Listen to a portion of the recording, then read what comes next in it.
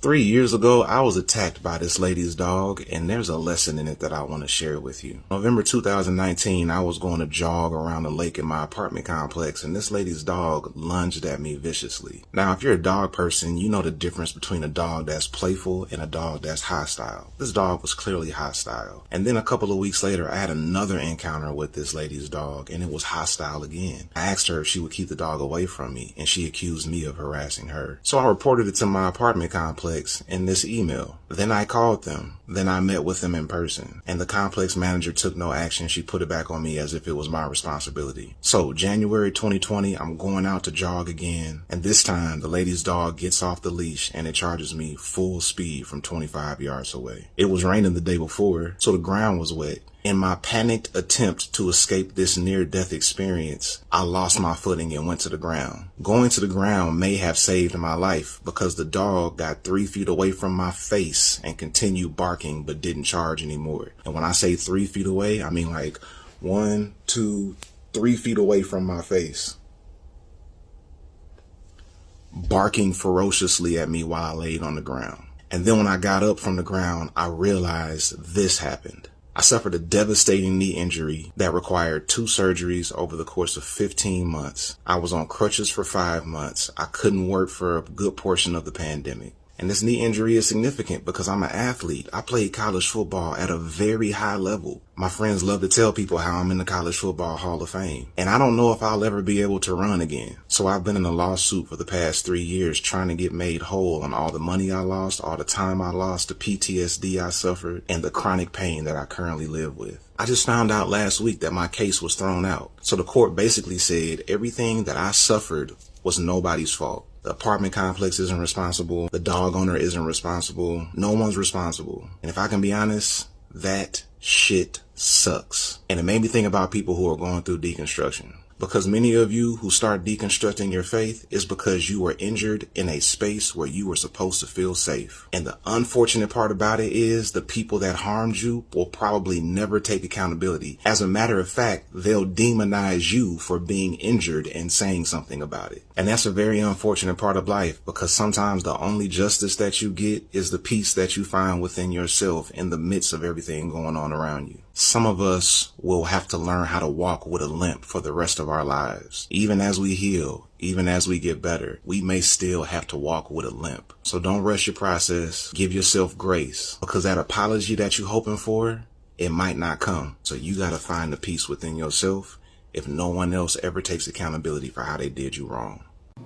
Oh man, first off, I want to say it's really sad what happened to this guy, because he has potential that will never be fulfilled, and it will not be fulfilled due to actions that were not caused, that were not in his control.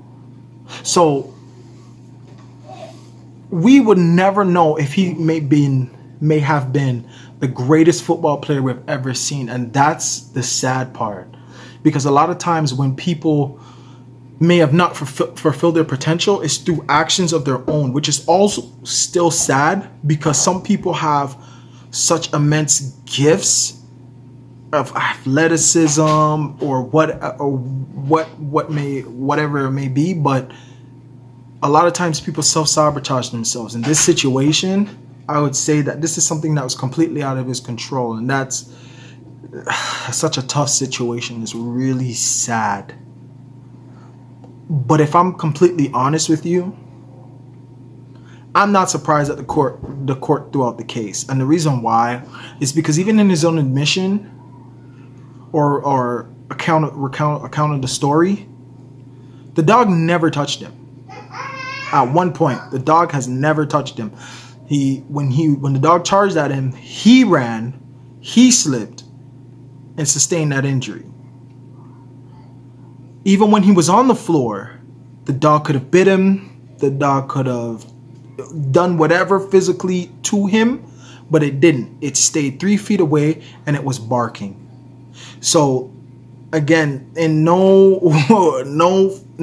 time did this dog make contact with his body. So I'm not surprised that the dog owner wouldn't be found responsible. Like, I can completely understand the argument that out of fear and the dog chasing him, he slipped and it led to the injuries that he sustained. But in all honesty, again, still the dog never touched him. And even to challenge you to think about it like this, imagine that that was your dog and your dog charged at somebody, unfortunately got off the leash, charged at somebody and didn't touch them. They sustained an injury, and then you are financially responsible for that person's injury. Again, I don't see me being financially responsible.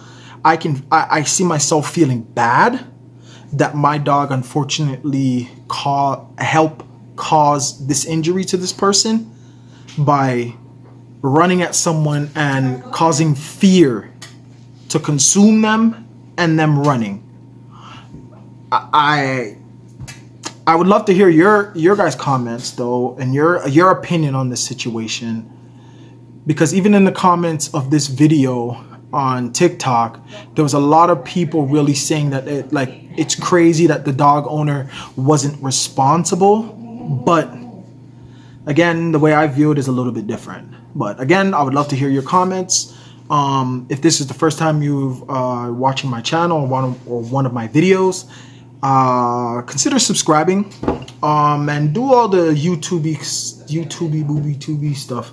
Like, comment, subscribe, hit the notification bell, all that stuff. But more importantly, I just want to hear your guys' opinions, and see you in another video.